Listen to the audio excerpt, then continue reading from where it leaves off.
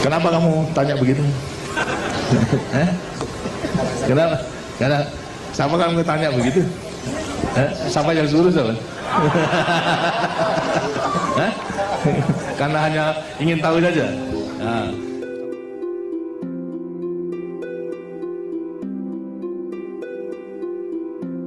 Pendidikan pada masa Orde Baru.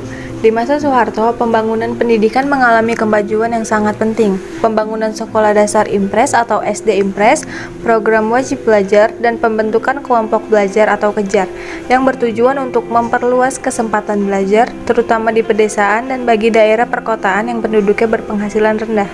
Saat 1973, dikeluarkannya Impres nomor 10 tahun 1973 tentang program bantuan pembangunan gedung SD oleh Soeharto.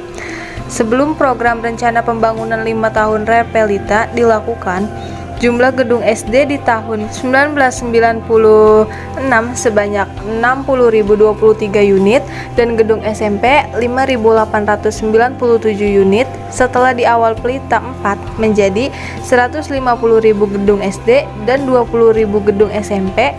Pembangunan paling besar pada saat periode 1982 sampai 1983 yaitu 22.600 gedung SD baru dibuat.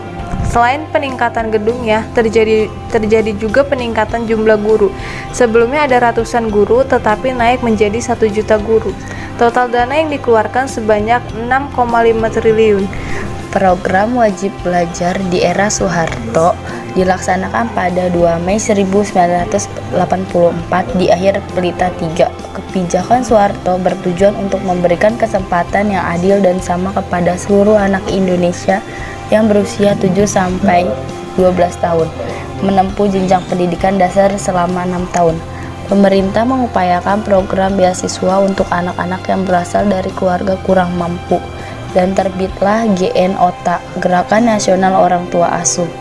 Program wajib belajar ditambah 3 tahun untuk menyelesaikan tingkat SMP. Pada 2 Mei 1994, pelaksanaan program belajar selama 9 tahun ini mulai diresmikan pada pencanangan wajib belajar pendidikan dasar 9 tahun yang diperkuat oleh Impres nomor 1 tahun 1994. Lalu, program kejar yang dicanangkan pada 16 Agustus 1978 yang bertujuan untuk menuntaskan buta aksara. Kejar adalah program pengenalan huruf dan angka bagi kelompok masyarakat buta huruf yang berusia 10-45 tahun.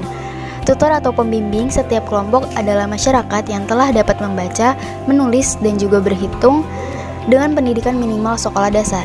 Program ini berhasil karena terbukti dari 1971 dengan total 80 juta jiwa penduduk yang buta huruf di usia 10 tahun ke atas yaitu 39,1% dan menurun menjadi 28,8% di tahun 1980-an dan terus menyusut hingga 15,9% di tahun 1990.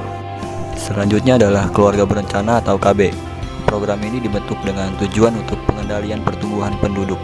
Di tahun 1967, pertumbuhan penduduk mencapai 2,6% dan menjadi 1,6% di tahun 1996. Program KB di Indonesia sebagai salah satu yang paling sukses di dunia sehingga menarik perhatian dunia.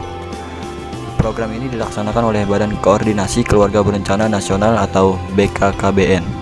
Berbagai kampanye dilakukan pemerintah untuk program ini, mulai dari media massa cetak atau elektronik, pemasangan papan-papan iklan di pinggir jalan, hingga mata uang koin Rp100 dicantumkan tentang KB.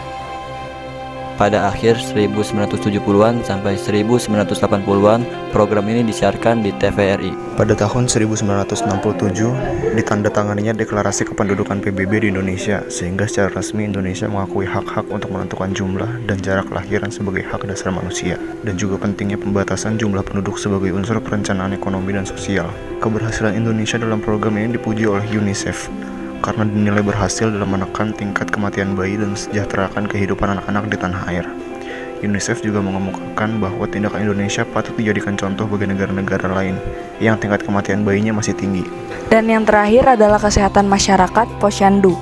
Perkembangan pusat kesehatan masyarakat atau puskesmas bermula dari konsep Bandung Plan yang diperkenalkan oleh Dr. Yelemena dan Dr. Patah pada tahun 1951. Bandung Plan merupakan konsep pelayanan yang menggabungkan pelayanan kuratif dan preventif.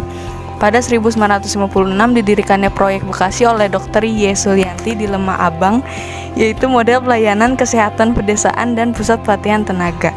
Lalu didirikannya Health Center atau HC di 8 lokasi, yaitu di Indrapura Sumut, Bojong Loa Jabar, Salaman Jateng, Mojosari Jatim, Kesiman Bali, Metro Lampung, Jogja, dan Kalimantan Selatan.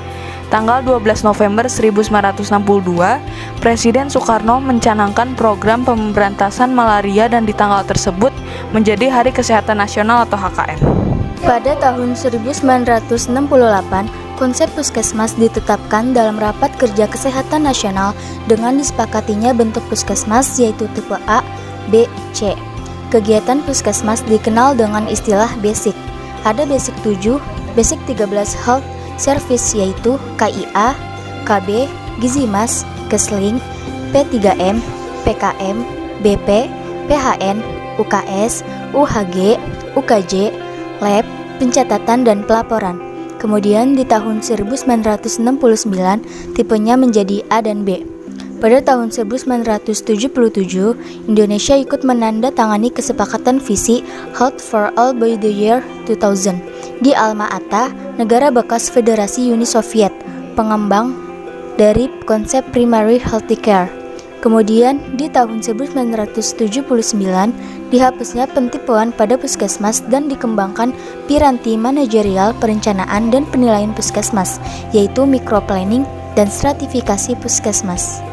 Lalu di tahun 1984, pos pelayanan terpadu Posyandu dikembangkan dari pengembangan pos penimbangan dan kurang gizi.